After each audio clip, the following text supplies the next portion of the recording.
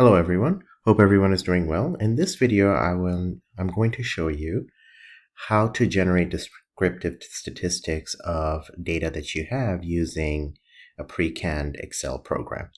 So here you have to download Analysis ToolPak into Excel. If you don't have it, then I have two videos in the description box below that will show you how to download Analysis ToolPak into Excel. So what we need to do is, once I have my data, which is down here, I go to those tabs and I will click on data.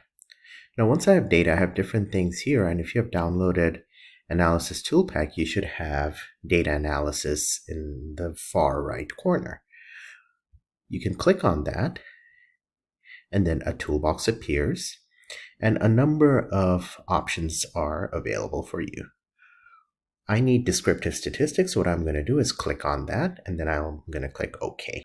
With that, I'm going to add my input range, which I'll click the arrow here, and then I will add, including the name, I will add all the numbers that are in my data, and I'll click enter.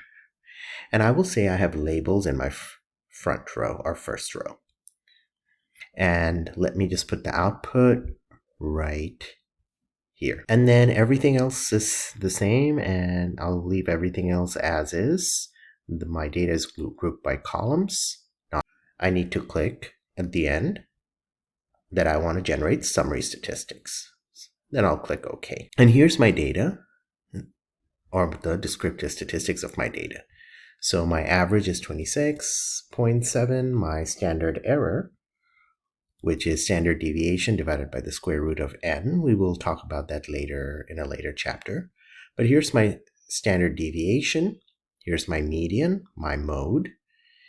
And then here's my range, my minimum, maximum, the total sum, and the number of observations.